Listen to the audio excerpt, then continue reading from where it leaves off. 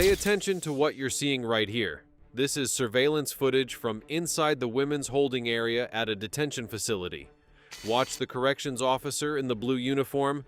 See how he's positioned himself? Look at the woman in orange. She's at the sink, but notice her body language, the way she's leaning away, the tension in her shoulders. She thinks she's just getting a supervised bathroom break. She has no idea that in the next 4 minutes everything is about to change. And neither does he. Because what this officer forgot, what he's been forgetting for almost 3 years, is that there are cameras everywhere in this facility, and they've been recording everything. You know that feeling when you realize the people who are supposed to protect you are the ones you should fear most? For 26-year-old Jennifer Morales, that realization came on a cold November night in 2021 inside the Lakewood County Detention Center in Oregon. Jennifer wasn't a hardened criminal. She wasn't someone who belonged behind bars. She was a college student, working part-time at a local bookstore, trying to make ends meet while finishing her degree in social work. The irony of that, studying to help people, to work within systems meant to protect the vulnerable, would hit her later, when she had time to process what happened.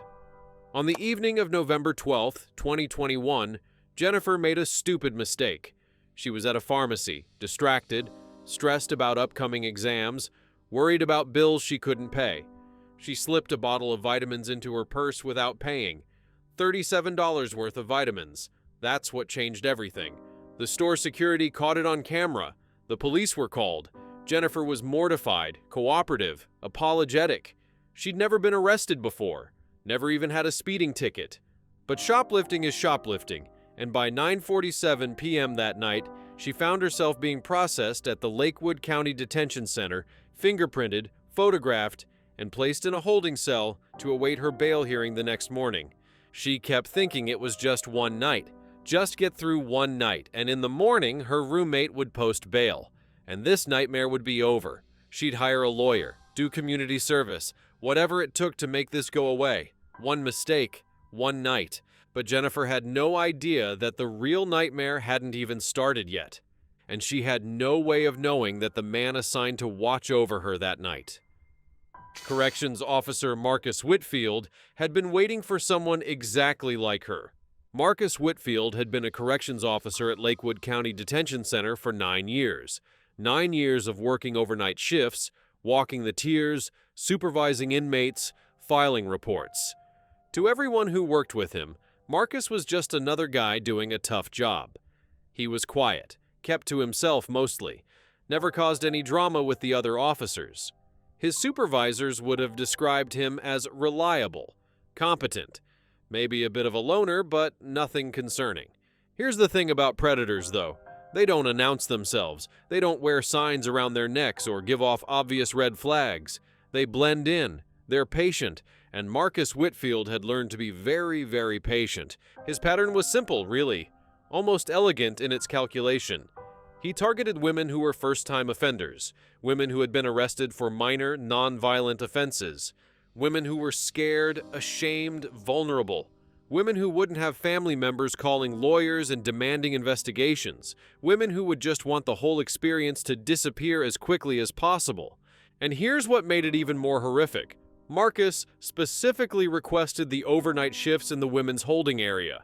His supervisors thought he was just being helpful, taking the shifts nobody else wanted.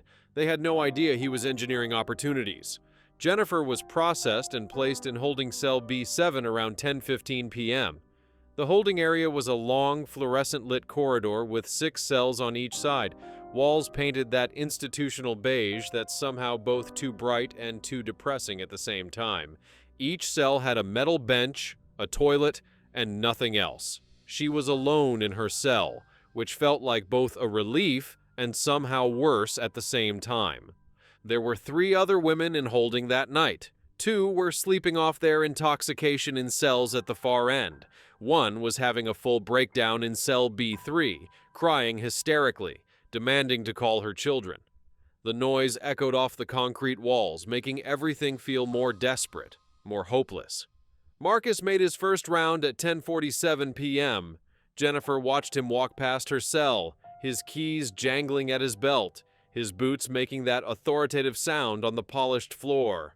He didn't even glance at her, just kept walking, doing his job, checking on the other inmates.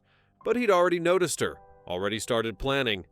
At 11:23 p.m., he stopped at her cell.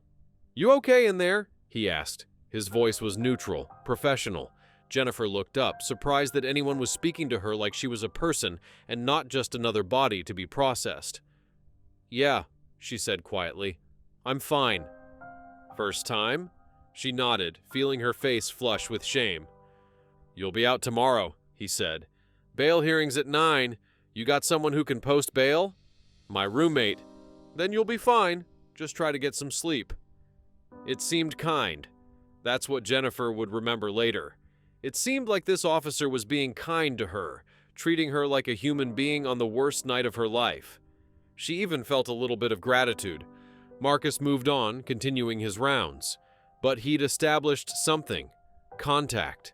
A moment of humanity that would make the next step easier. Here's what nobody knew at the time. Marcus had been doing this for 2 years and 8 months. Since February of 2019, he had targeted 9 women. 9 women who had been through the exact same progression. The friendly check-in, the establishment of trust, the creation of an opportunity, and then the violation. He was meticulous about it. He studied the shift schedules, knew when other officers would be on their breaks, knew which cameras had blind spots, knew exactly how long he could spend in certain areas before anyone would notice. He'd even figured out how to manipulate the incident report system, deleting entries he'd created as decoys, making sure there was no paper trail of his movements. But Marcus had made one critical miscalculation. He'd assumed the cameras in the women's bathroom area weren't actively monitored. He'd assumed that because the feeds weren't displayed on the main security monitors, for privacy reasons, that they weren't being recorded. He was wrong. Every camera in the facility recorded to a digital storage system, 24 hours a day, 7 days a week. The feeds weren't actively watched in real time, but they were there. Every single second was there, stored on servers in a locked room in the facility's basement. At 1:47 a.m., Marcus made his move. Jennifer had been dozing, her head against the cold concrete wall, when she heard keys in her cell door. She sat up, disoriented, as Marcus opened the door. "Come with me," he said. "Routine wellness check. Need to make sure you're not sick or injured." Jennifer was confused. Nobody had mentioned wellness checks during intake, but she didn't know the protocols. Maybe this was normal. She was so far out of her depth, so overwhelmed by the whole experience, that questioning a corrections officer's instructions didn't even occur to her. She followed him out of the cell, down the corridor. The other inmates were quiet now, either asleep or pretending to be. Their footsteps echoed. They walked past the empty guard station. Marcus had made sure his partner was on break, covering for him like he'd done before, and toward the bathroom area. "Just need you to wash your hands and face," Marcus said. "Make sure you're not having any reactions. Some people break out in hives from stress." It sounded official. It sounded like policy. Jennifer went to the sink and turned on the water. And that's when everything changed. Marcus positioned himself directly behind her. Too close. Way too close. Jennifer felt her entire body tense. This wasn't right. Every instinct in her body was suddenly screaming danger. "Just making sure you're okay," Marcus said, and his voice had changed. It wasn't professional anymore. It was something else. Something that made Jennifer's stomach drop. She tried to step away, tried to move toward the door, but Marcus blocked her path. His hand went to her shoulder, supposedly steadying her, but it wasn't steady. It was possessive. It was wrong. "I need to go back to my cell," Jennifer said, her voice shaking. "In a minute," Marcus said. "Just need to complete the check." His hand moved from her shoulder down her back. Jennifer jerked away, but there was nowhere to go. The room was small, just 4 sinks, 2 stalls, and concrete walls. Marcus was between her and the only exit. "Please," Jennifer said. "I just want to go back." But Marcus wasn't listening. Or maybe he was listening and just didn't care. His hand moved again, and Jennifer felt tears burning in her eyes. She was trapped. She was trapped with someone who was supposed to protect her, and she was completely powerless, and nobody knew where she was, and nobody was coming. The assault lasted 4 minutes. 4 minutes that felt like hours. 4 minutes where Jennifer tried to pull away, tried to create distance, tried to make it stop, and Marcus just kept going, kept touching her, kept violating every boundary, every protocol, every basic human decency. And then, suddenly, it was over. The sound of a door opening somewhere down the corridor, another officer returning from break earlier than expected. Marcus stepped back immediately, his entire demeanor shifting back to professional in an instant, like flipping a switch. "Get back to your cell," he said sharply, like she'd been the one doing something wrong.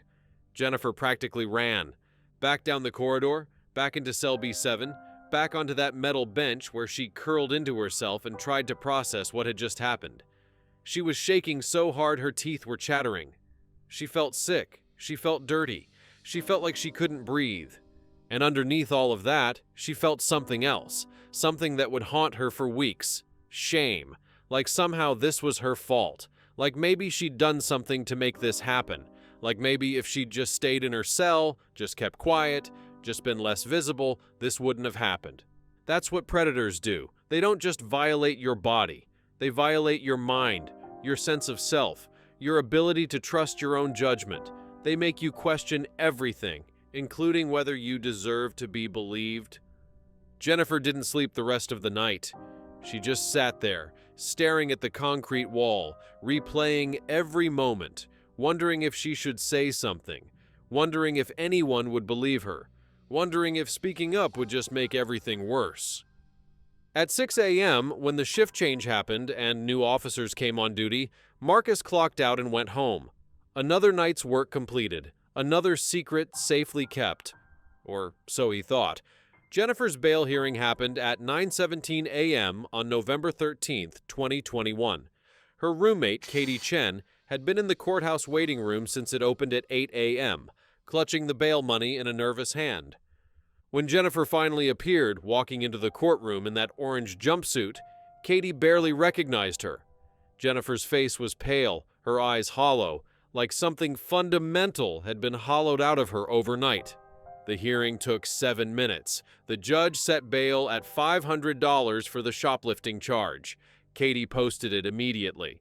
By 10:02 a.m., Jennifer was being processed out, getting her personal belongings back, signing forms, and walking out into the gray Oregon morning like she was escaping a war zone.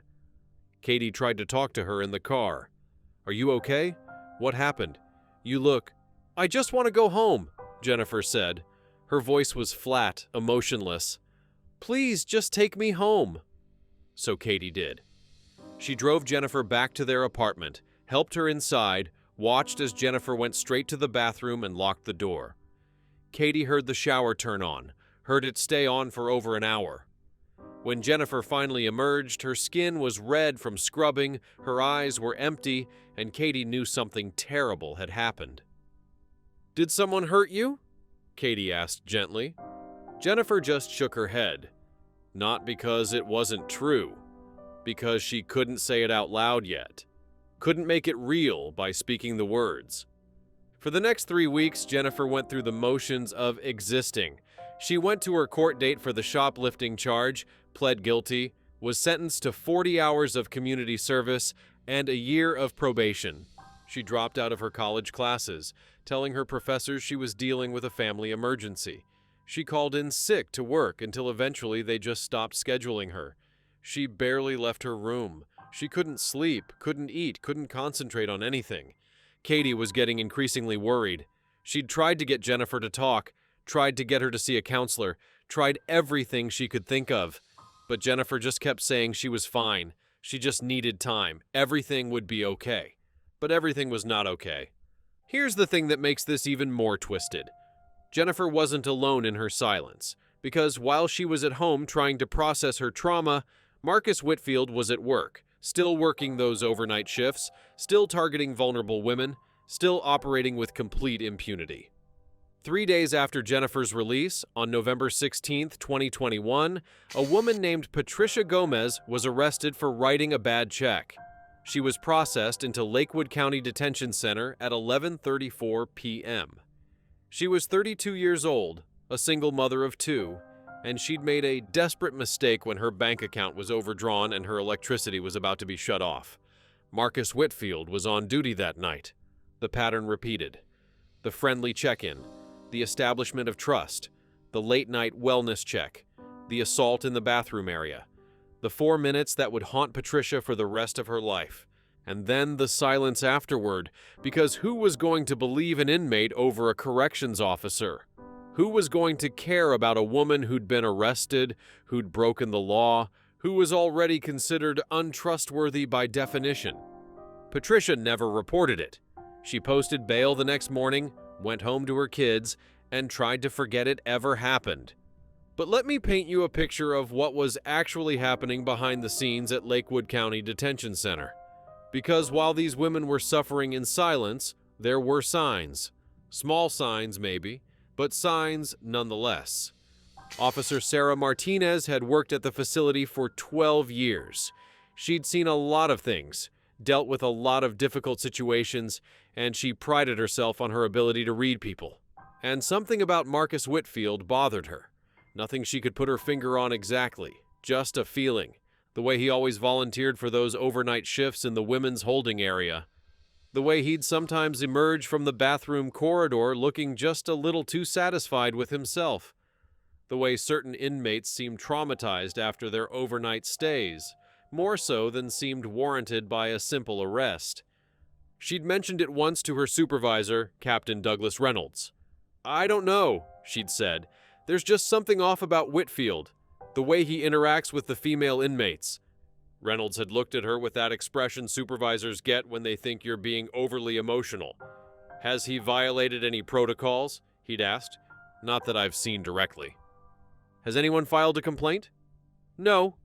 "Then unless you have evidence of misconduct, Martinez, we're not going to ruin a man's career based on your feelings." So Sarah had let it drop. Because what could she do? She had no proof. Just instinct. And instinct doesn't hold up in an investigation.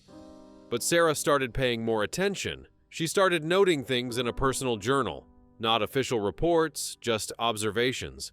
The dates when Whitfield worked overnight shifts, the names of women who'd been in holding those nights when she could get them from processing records, the patterns she was starting to see. On December 3rd, 2021, another woman was arrested. Melissa Tran, 28, DUI. First offense. She was terrified, remorseful, completely out of her depth. She was processed into holding at 1:23 a.m. Marcus Whitfield was on duty. The pattern repeated again. Except this time, something different happened. This time, when Melissa was released on bail the next morning, she didn't just go home and suffer in silence. She told her sister what happened, and her sister, Rachel Tran, was a paralegal at a law firm in Portland. Rachel knew what to do. She took Melissa straight to the emergency room for a sexual assault exam. She helped her file a police report. She contacted an attorney who specialized in civil rights violations. And here's what haunted everyone involved in this case. When that police report was filed, it should have triggered an immediate investigation. It should have put Marcus Whitfield on administrative leave pending the outcome. It should have protected every woman who came through those doors after Melissa. But that's not what happened. The report was filed with the Lakewood County Sheriff's Department on December 4th, 2021. It was assigned to Detective James Peterson. And here's where the system failed in the most spectacular way possible. Peterson looked at the report. He saw it was an inmate accusing a corrections officer.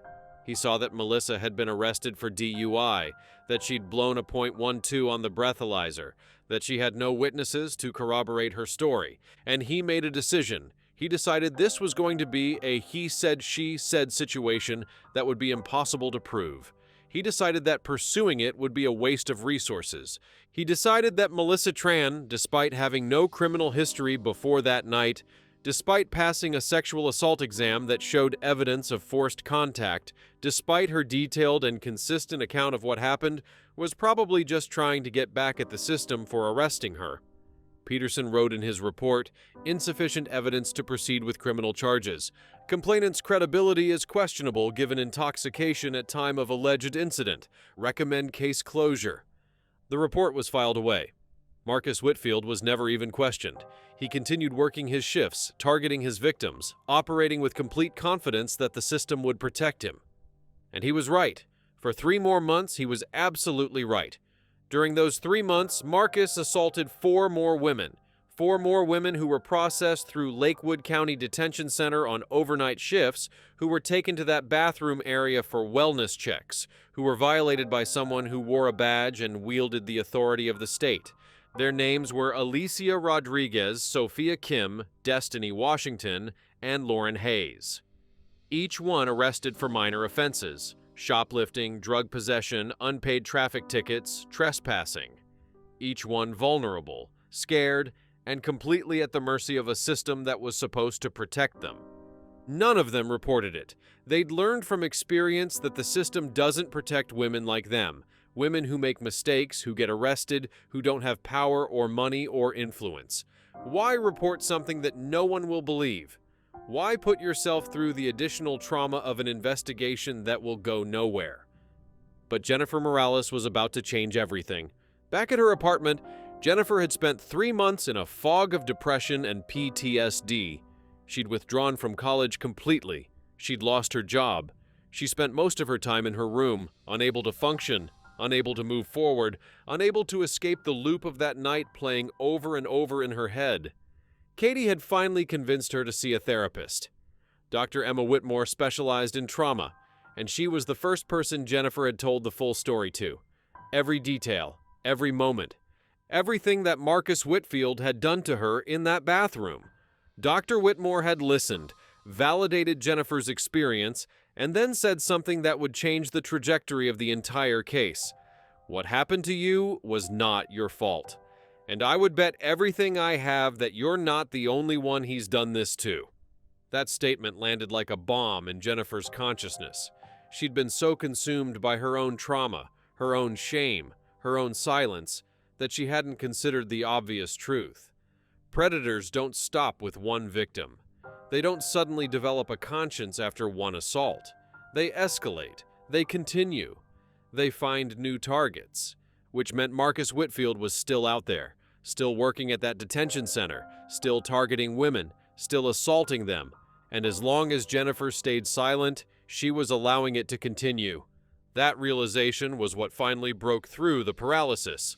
On February 18th, 2022, 3 months and 6 days after that night in the detention center, Jennifer walked into the Lakewood County Sheriff's Department and filed a formal complaint. She was assigned to Detective Amanda Foster, who had just transferred to the Special Victims Unit 3 weeks earlier. Foster was 34, sharp, and she had a very different approach than Detective Peterson. She listened to Jennifer's entire account without interruption. She took detailed notes. She asked specific questions. And when Jennifer finished, Foster said something simple but powerful. "I believe you, and we're going to investigate this properly."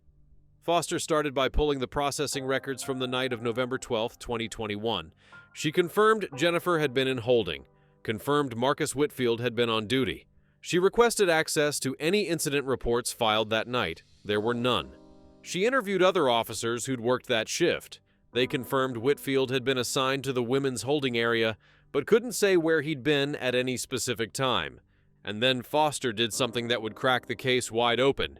She requested access to the surveillance footage. The facility administrator initially pushed back. "Privacy concerns," he said. "Attorney review needed. Chain of custody protocols." All the bureaucratic obstacles that could be thrown up when someone doesn't want something investigated. But Foster was persistent. She got a warrant. On February 25, 2022, she sat down in the basement security office of Lakewood County Detention Center with a technician and started reviewing footage from November 12, 2021.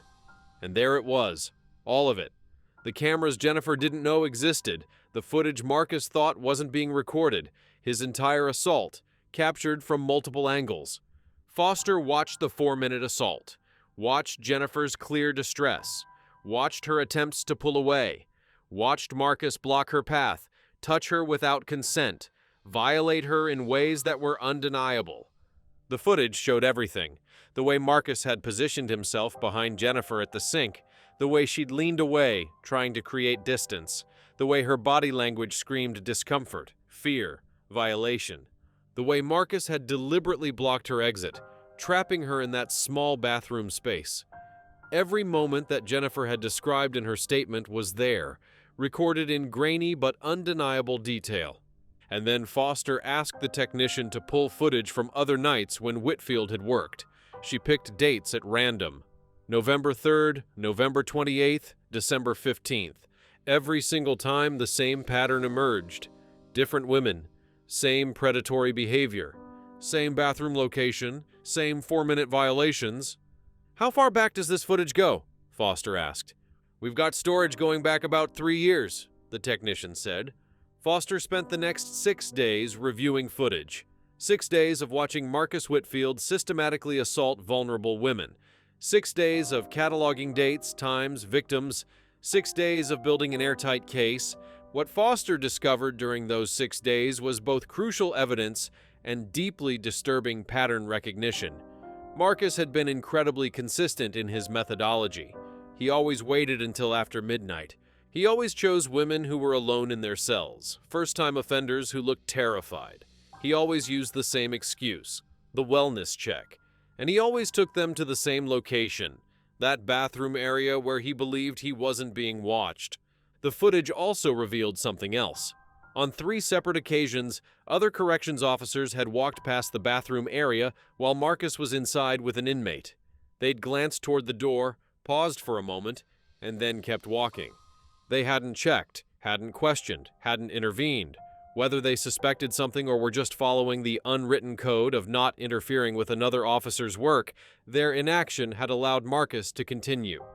By March 3rd, 2022, Foster had identified 11 victims.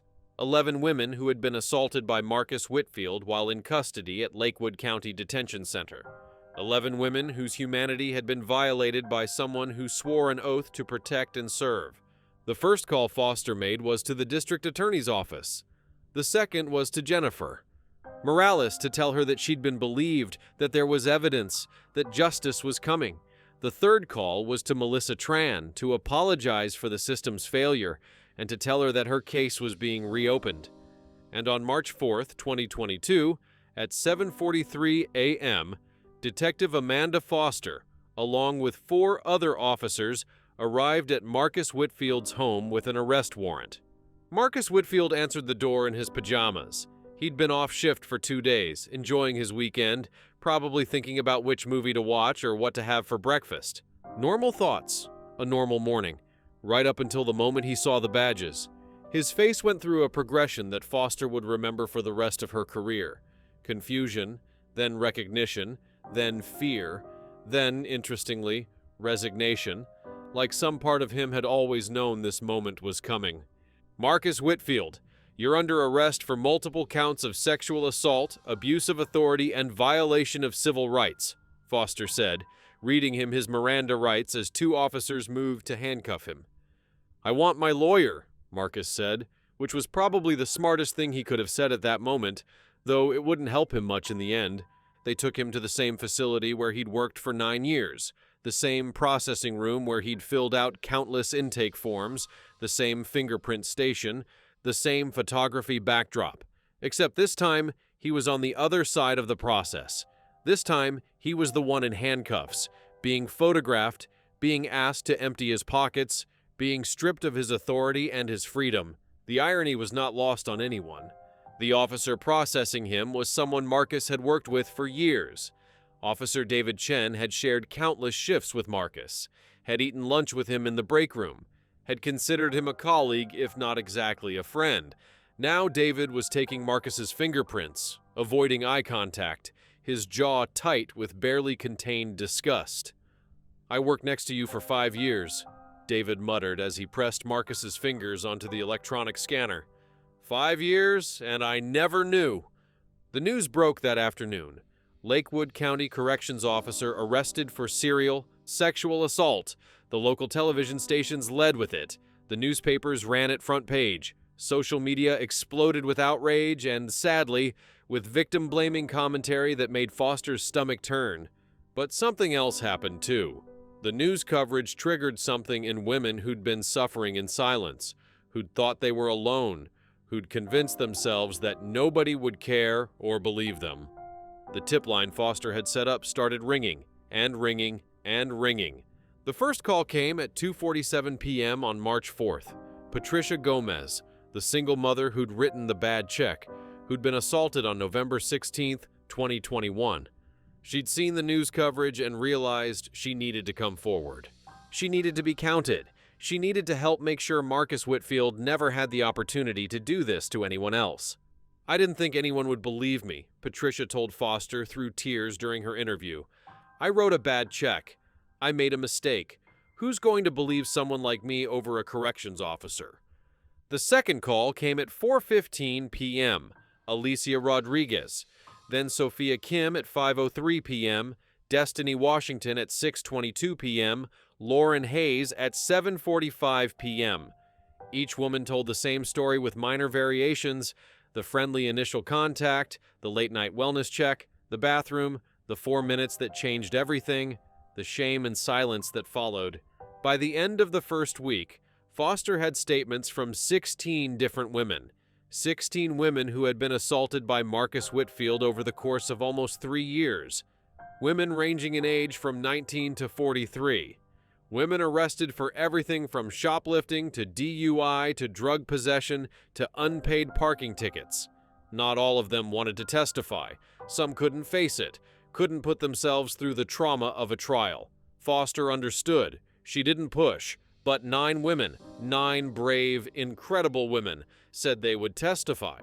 They would stand up in court and tell their stories and look Marcus Whitfield in the eye and take back the power he'd stolen from them.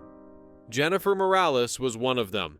The pretrial phase was intensive. Marcus's defense attorney, a public defender named Gerald Briggs, filed multiple motions trying to get the surveillance footage suppressed. He argued privacy violations, chain of custody issues, unauthorized recording.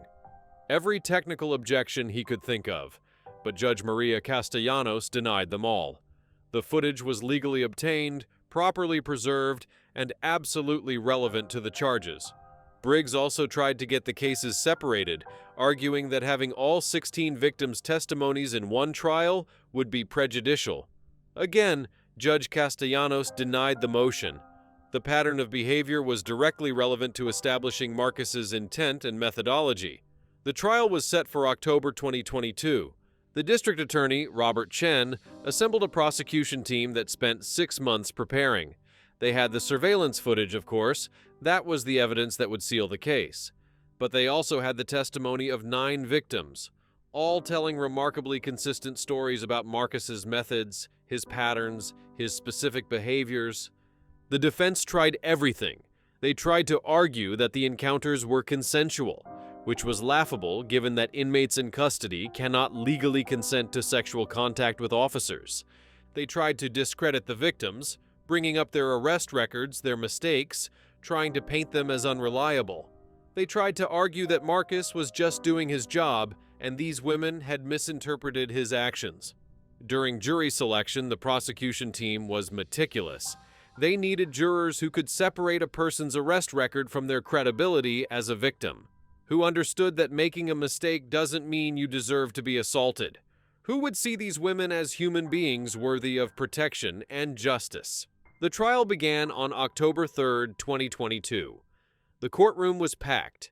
Victims' families, members of the press, advocates from various organizations focused on criminal justice reform and survivors' rights. The tension in the room was palpable. District Attorney Chen's opening statement was powerful and straightforward. For almost 3 years, Marcus Whitfield used his badge as a weapon.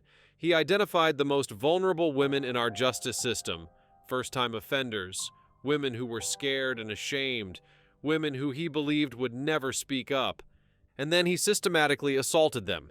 He did this 16 times that we know of. 16 women whose only crime was being in the wrong place at the wrong time, in the custody of the wrong man. The defense's opening was predictably weak. Briggs tried to suggest reasonable doubt, tried to paint Marcus as a dedicated officer whose actions had been misunderstood. But you could see in the jurors' faces that they weren't buying it.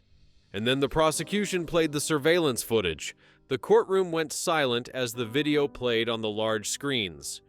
The footage from Jennifer's assault was shown first. There was no ambiguity, no room for interpretation. The footage showed exactly what Marcus had done, showed Jennifer's clear distress, showed his deliberate predatory behavior. Several jurors were crying by the time the video ended. One had to excuse herself briefly to compose herself before they could continue.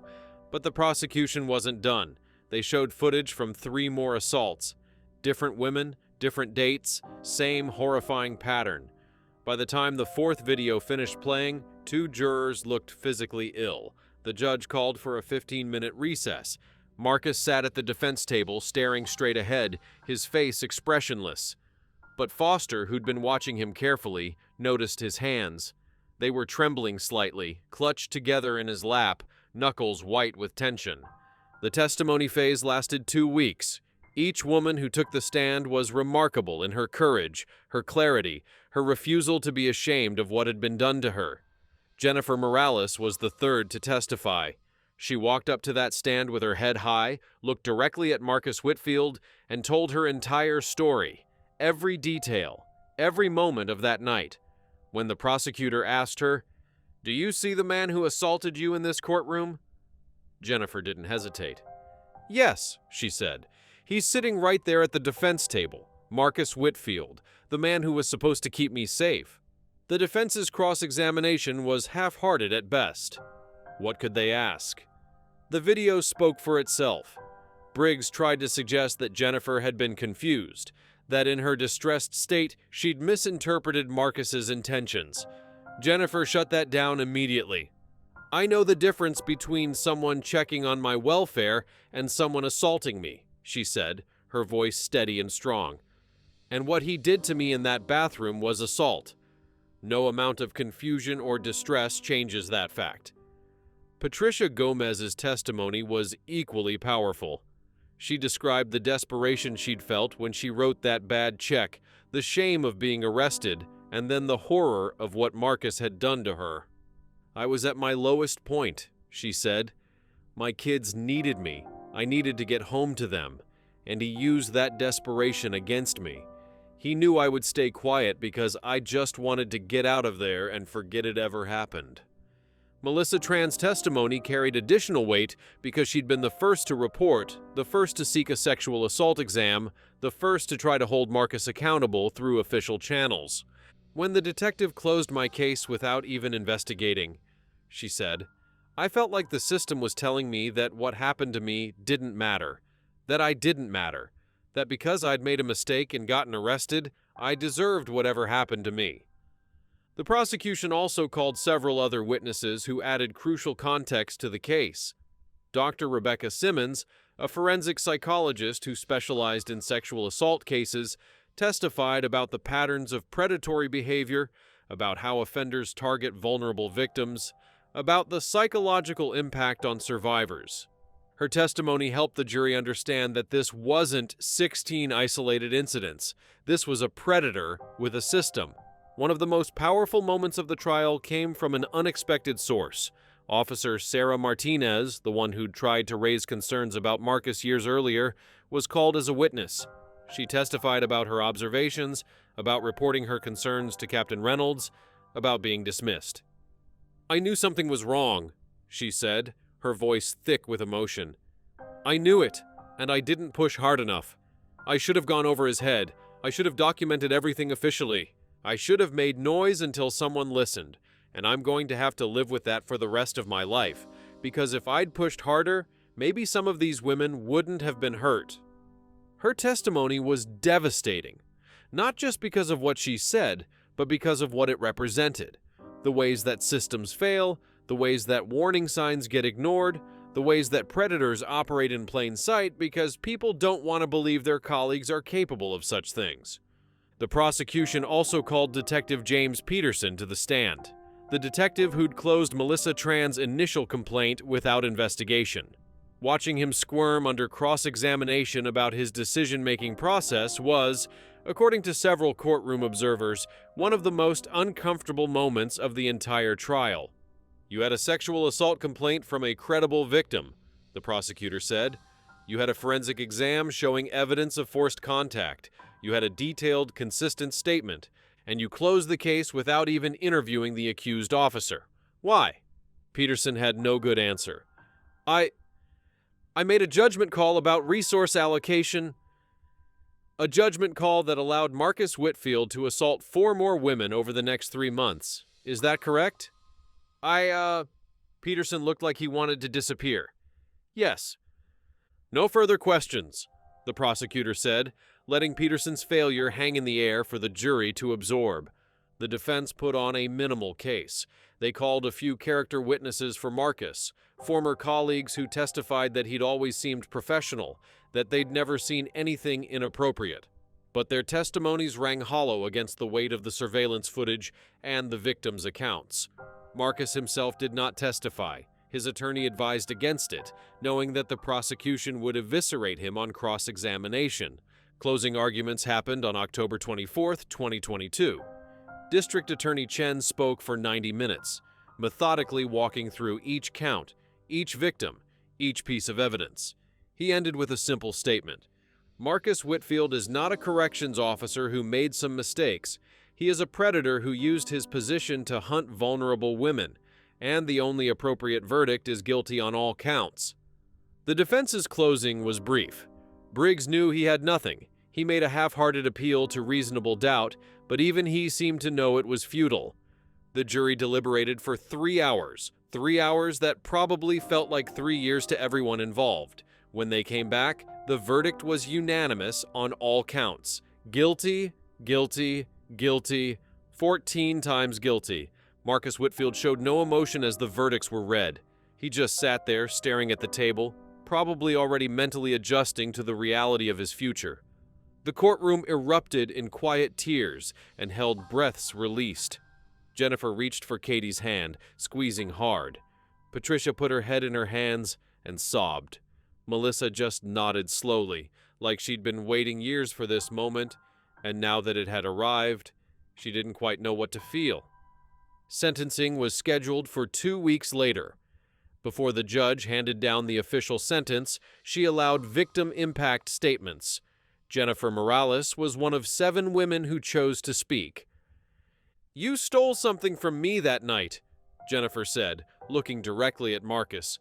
"You stole my sense of safety, my ability to trust authority, my education. I had to drop out of college because I couldn't function after what you did. You stole months of my life that I spent in depression and fear and shame. Shame for something that was never my fault. Shame that belonged entirely to you."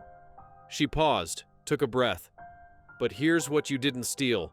You didn't steal my voice. You didn't steal my courage. And you didn't steal my ability to stand here today and tell the truth about what you are. You're not an officer. You're not someone who serves and protects. You're a predator who used his badge as a weapon, and I'm glad, I am so glad, that everyone can finally see that." Patricia Gomez spoke about her children, about how she'd been unable to be fully present for them in the months after the assault, about the therapy bills she couldn't afford, about the nightmares that still woke her up sometimes. "My kids deserve better," she said. "They deserved a mom who wasn't broken by someone who was supposed to enforce the law, not break it." When all the impact statements had been read, Judge Maria Castellanos spoke. Her voice was measured, but her anger was evident. "Mr. Whitfield, you were given a position of profound trust and authority. You were tasked with the safety and supervision of some of the most vulnerable people in our community, individuals in custody, unable to protect themselves, completely dependent on you to treat them with basic human decency. And you betrayed that trust in the most vile way imaginable. You weaponized your authority. You targeted women who you believed would be too ashamed or too scared to report you. You operated with such arrogance that you thought you'd never be caught." She paused, looking at him with open contempt. "You were wrong."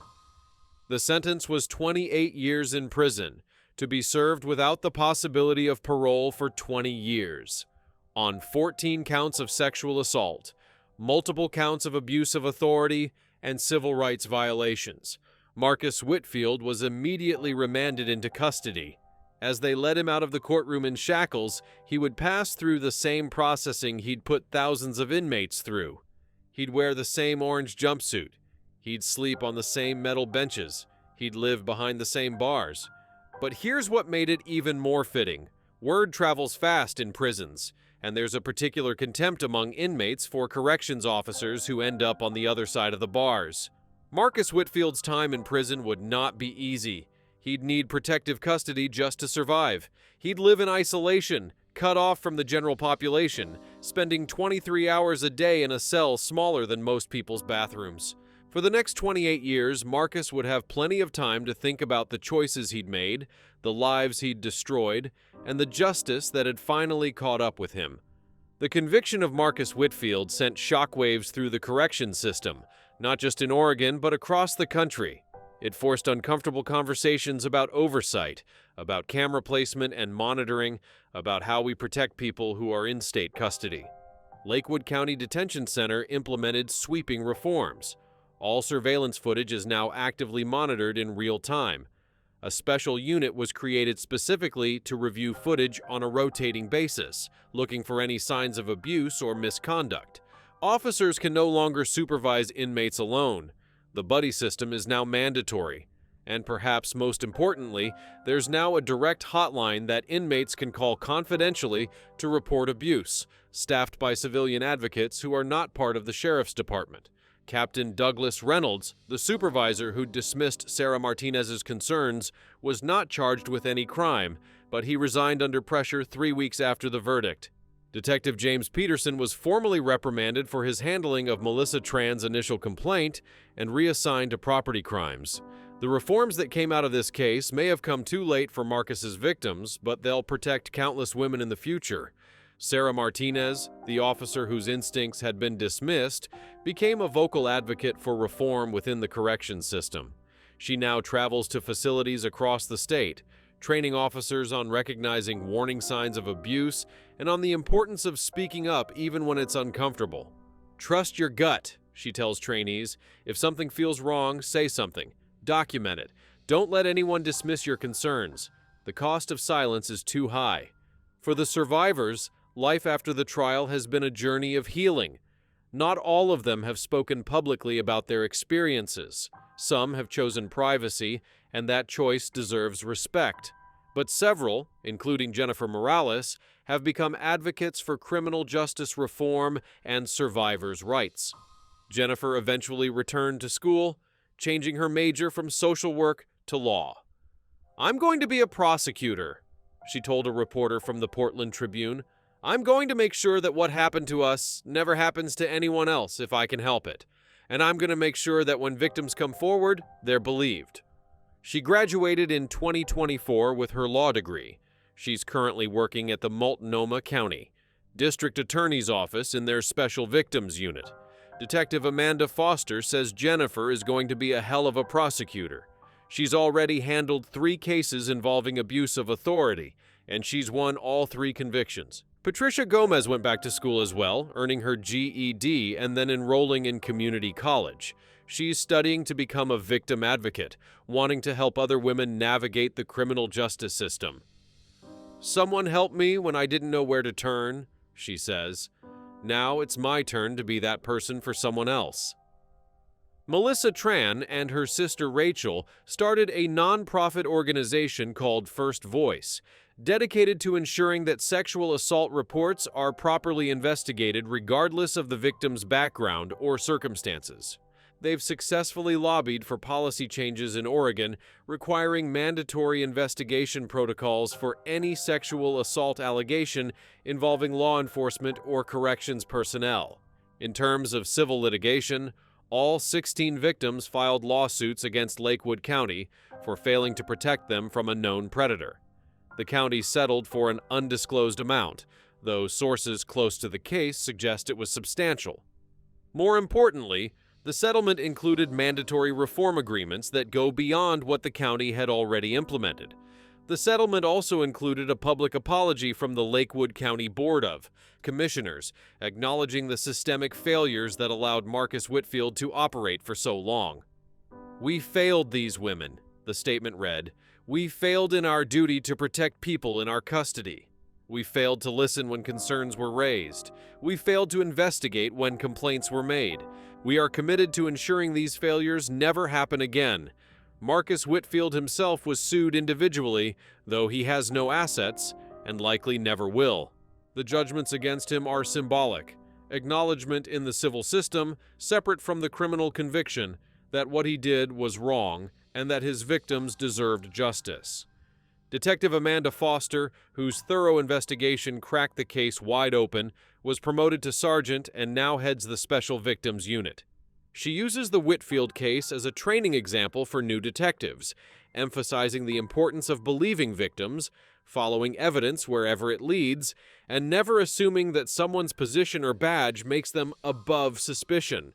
The surveillance footage that started this whole story, the footage from that night when Jennifer was assaulted at the sink while Marcus stood too close behind her, became the cornerstone not just of the prosecution but of a nationwide conversation about accountability and oversight in detention facilities. That image of a woman in orange trying to lean away from an officer in blue has been shown in criminal justice reform conferences, used in training materials, and referenced in legislative debates about detention center oversight. It's a stark visual reminder of the power imbalance inherent in the custody relationship and the absolute necessity of constant vigilance and accountability. Marcus James Whitfield was convicted on the following charges: 14 counts of sexual assault in the first degree, 14 counts of abuse of authority by a public official, 14 counts of deprivation of rights under color of law, 2 counts of obstruction of justice for deleting incident reports, 1 count of tampering with evidence. He was sentenced to 28 years in the Oregon State Penitentiary without possibility of parole for the first 20 years. He is currently incarcerated at the Oregon State Penitentiary in Salem, serving his sentence in protective custody. He will be eligible for his first parole hearing in 2042, when he will be 67 years old. The surveillance footage that captured his crimes, the footage he didn't know was recording, the footage that became the centerpiece of the prosecution's case, is now used in training programs across the country for corrections officers. It's shown as an example of what abuse of power looks like, of how predators operate within systems, and of why constant vigilance and oversight are essential. The cameras that Marcus Whitfield forgot were there didn't just capture his crimes. They gave his victims proof. They gave them validation. They gave them justice. And in the end, those cameras made sure that Marcus Whitfield would spend the next 3 decades behind the very same bars he once controlled. This case is a reminder that no one is above the law, no matter what badge they wear or what authority they wield. It's a reminder that victims deserve to be believed and protected. And it's a reminder that sometimes justice delayed is not justice denied. It's just justice waiting for the right person to fight for it. The women in this case, Jennifer, Patricia, Melissa, Alicia, Sophia, Destiny, Lauren, and all the others, didn't just seek justice for themselves. They changed an entire system. They forced conversations that people didn't want to have. They made sure that future victims would have protections they didn't have. For Jennifer Morales, Patricia Gomez, Melissa Tran, Alicia Rodriguez, Sophia Kim, Destiny Washington, Lauren Hayes, and all the other brave women who came forward. Your courage changed the system, your voices mattered, and your fight for justice will protect others for years to come.